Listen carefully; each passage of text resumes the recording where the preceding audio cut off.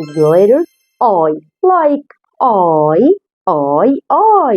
I is the letter I. Yes, I makes a sound of E. I makes a sound of E. When I brush my teeth, I say E, E, E. Okay, E, E, E. So letter I makes a sound E. يبقى احنا لما بنيجي نغسل سناننا بنقول اي. وبرضه حرف الاي برضه بيقول اي. Listen. E sound from this word like eyes for igloo. Igloo. Igloo.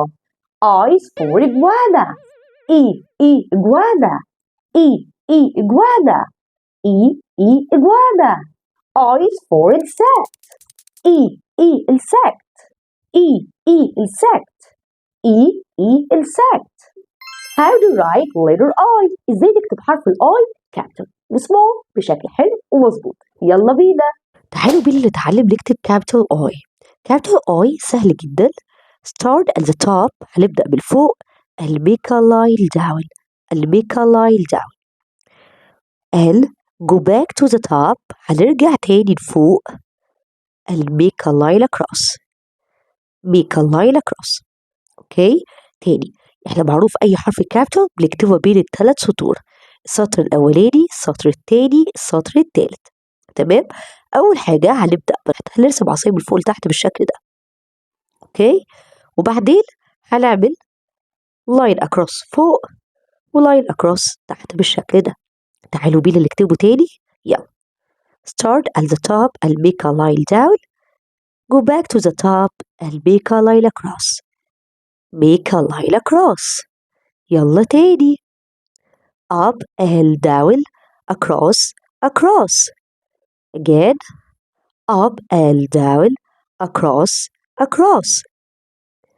up and down، طبعا طلعت معوجة شوية معايا اهي.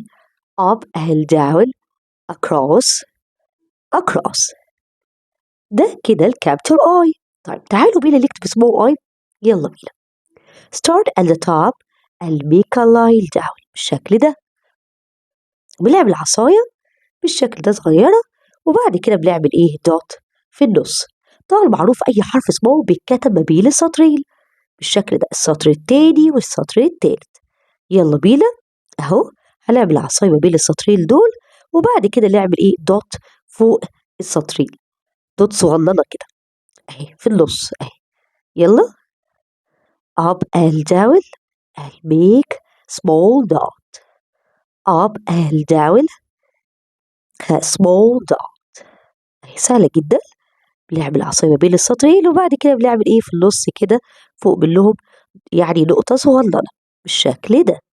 كده اتعلمنا ان احنا نكتب capital I و small I.